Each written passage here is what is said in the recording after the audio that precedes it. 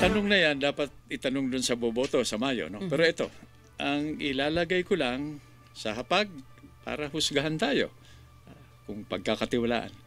17 years po ako, 17 taon na sundalo, 7 taon na rebelde, first independent senator in Philippine political history, 21 years na senador, 2.5 years nakalihim, di ba?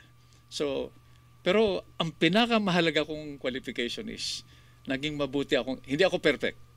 Katulad ng mga bayani natin, walang perfecto. Mabuti akong ama. Mabuti akong padre de pamilya.